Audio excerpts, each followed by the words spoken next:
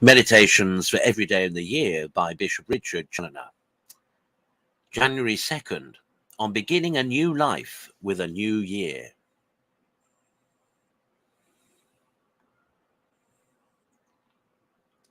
Consider first, how many years of your life are now past and gone? How long it is since you first came to the knowledge of good and evil? And in what manner you have spent all this precious time, given you for no other end, but that you might employ it in the love and service of your God, and in securing the salvation of your immortal soul. Alas, have any of these past years been spent in such a manner as to answer this great end? Is not that one and only business for which you came into the world still to be begun?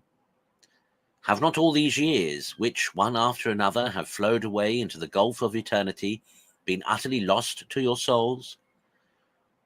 It is well if they have not, considering how soon the greatest part of Christians, after their coming to the use of reason, fall from the grace of their baptism. How quickly they gave themselves up to follow the bent of their corrupt inclinations and passions, and in what a forgetfulness of God they generally pass their days. Ah, my soul, what a sad thought it would be if during all these years thou hast hitherto lived, instead of storing up provisions for a happy eternity, thou hast been only treasuring up to thyself wrath against the day of wrath. Consider, secondly, the present state and condition of your conscience. What is your life at present? How stand accounts between your soul and God? What would you think if this day you were to be called to the bar of divine justice? Would you not earnestly desire a delay?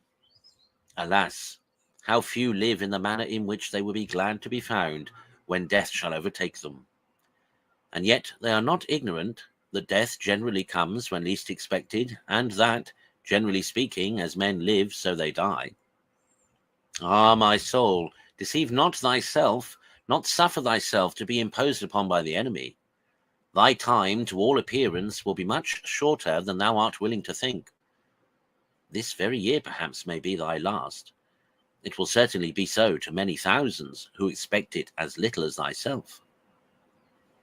Set then thy house in order now. Begin this very day to rectify the whole state of thy interior, and live henceforward as thou desirest to die.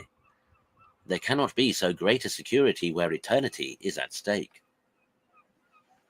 Consider thirdly, that the mercy of God has borne with you for so many years past, and, notwithstanding all the provocations of your repeated crimes and perpetual ingratitude, has brought you now to the beginning of this new year, out of a sincere desire that now at least you might begin a new life, and such a life as might secure to your soul that true life which never ends. You have been, alas, like the barren fig tree planted in his vineyard, which hitherto is willing to try once more, in hopes of our doing better for the future. But oh, take care to disappoint him no more by refusing him the fruits he expects of a thorough amendment of life, lest he pass an irrevocable sentence for the barren tree to be cut down and cast into the fire. Conclude to begin from this very hour to turn away from sin, and to dedicate yourselves henceforward in good earnest to the love and service of your God. Alas, how few Christians seem to be truly in earnest in this greatest of all concerns, where their all is at stake for eternity.